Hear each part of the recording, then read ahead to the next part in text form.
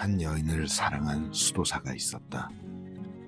하지만 신의 노여움으로 여인이 꽃으로 변하게 되고 그 꽃이 잘 자랄 수 있는 땅을 찾아온 곳이 이곳 불가리아였다.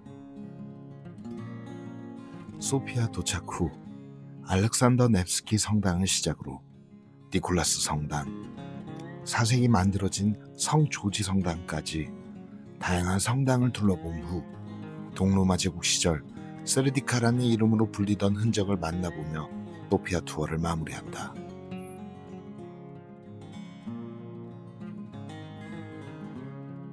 (2차) 불가리아 왕국의 수도였던 벨리코 토르노브는 기원전 3000년부터 사람이 살았던 불가리아에서 가장 오래된 도시라고 한다. 14세기에는 제3의 로마라 불렸으며 오스만 제국의 공격으로 화려했던 시절은 막을 내리게 된다.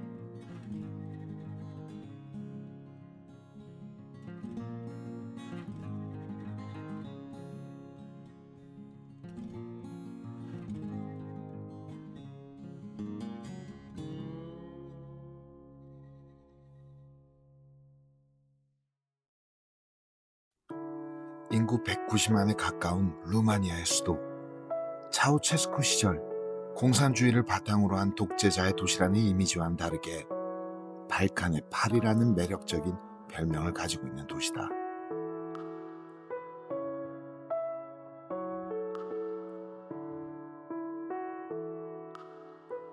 크레출레스쿠 성당을 시작으로 혁명의 불꽃이 피어난 혁명광장, 세계 4번째로 큰 건물인 인민공전은 차우체스쿠가 평양을 방문한 후 주석공을 보고 따라 만든 건물인데 완성되기 전 혁명으로 이 건물을 하루도 이용해보지 못하고 총살당해 사망했다고 한다.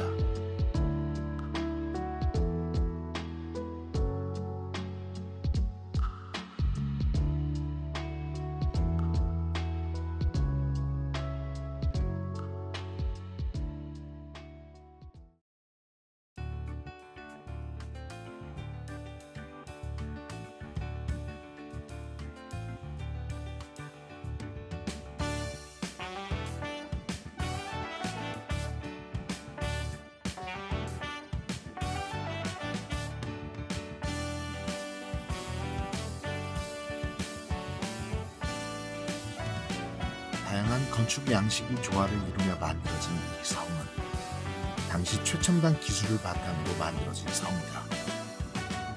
카를 1세가 통치하던 루마니아는 프랑스와 경제력을 나란히 할 만큼의 강대국이었다. 카를 1세는 오헝제국의 국경과 인접한 이곳에 여름 별궁을 지으며 수많은 정치 회의와 외교 행사의 장소로 사용하기도 했다.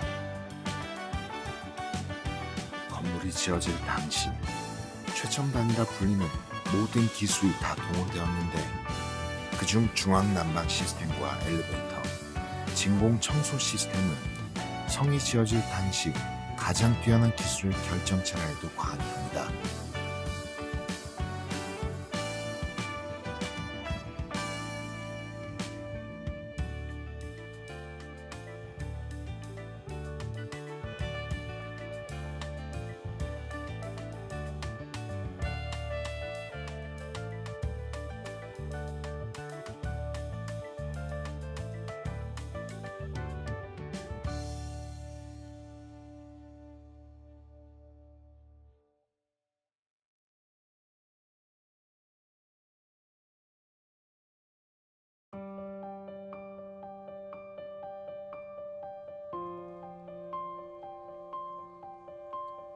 아일랜드의 작가 브람 스토커의 작품 드라큘라는 루마니아에 실존했던 인물이었다.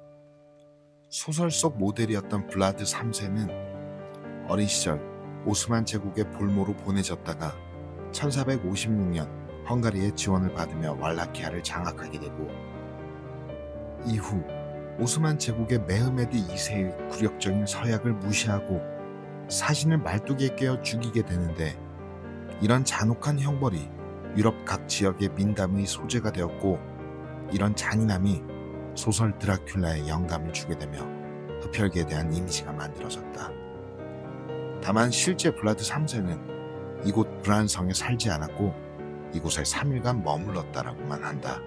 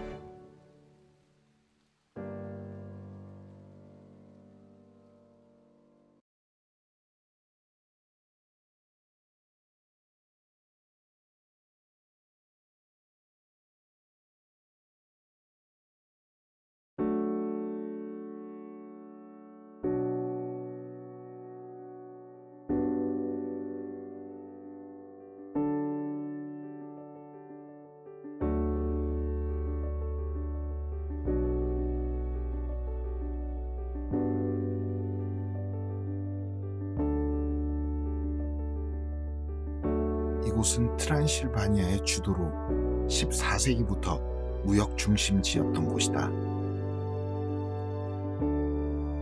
12세기 독일 소수민족들이 모이는 중심지가 되면서 최초로 독일인이 시장으로 선출되기도 한 도시다.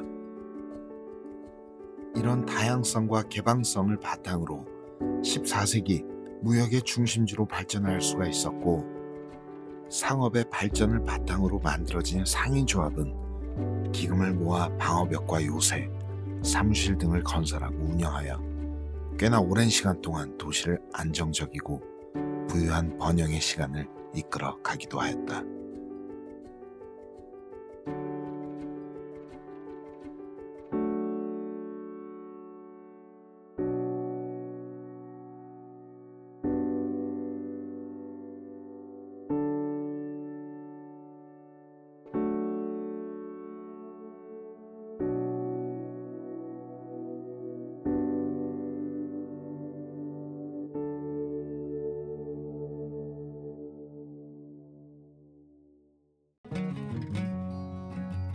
(1989년) 헝가리계 개혁교회 목사인 퇴케시 라슬로가 공산정부에게 체포되는 사건을 계기로 주민들의 불만이 폭발하게 되고 반정부 시위가 일어나게 된다. 차우체스쿠의 공산정부는 군대와 비밀경찰을 동원해 시위를 무력으로 진압을 하게 되고, 이 사건이 알려지게 되며 혁명의 목소리는 루마니아 전역으로 퍼지게 된다.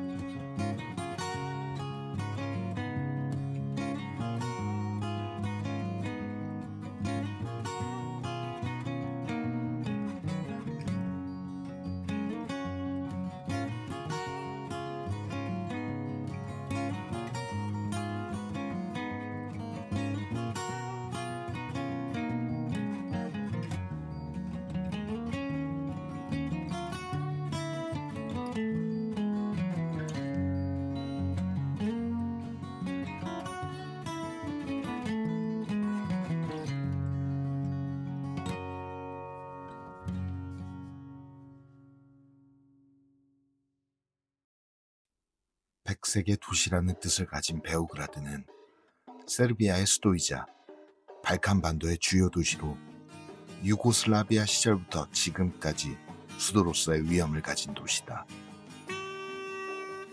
이곳은 도나우강과 사바강이 합류를 하는 전략적 요충지이기 때문에 역사적으로 중요한 전쟁이 끊임없이 일어났으며, 2차 비엔나 전투 후 패배한 오스만 제국은 베오그라드마저 기독교 연합군에 빼앗기게 되고 다시 이곳을 되찾기 위해 많은 피를 흘리기도 하였다.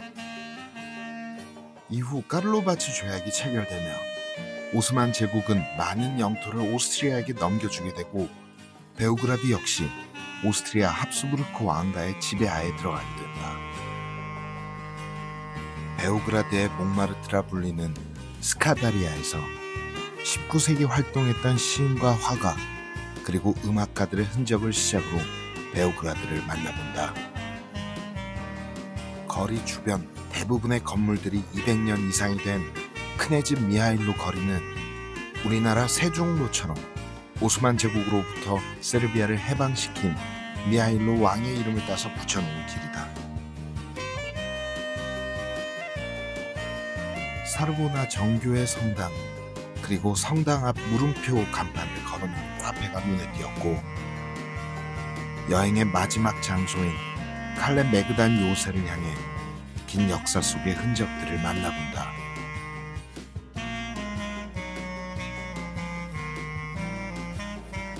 요새에 들어서고 처음 만나게 된 기념비는 1차 세계대전 프랑스의 지원에 대한 감사의 의미로 1930년 발칸의 로댕이라 불리던 천재 조각가 이반 메스트로비치에 의해 세워졌다.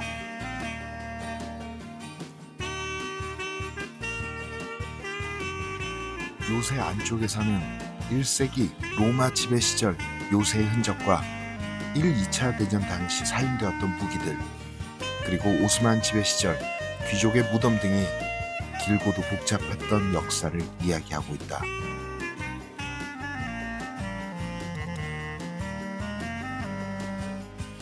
사바강과 도나우강이 합류를 하면서 전략적 요충지로서의 가치를 보여주는 요새의 끝자락까지 둘러본 후 길었던 여정을 마무리한다.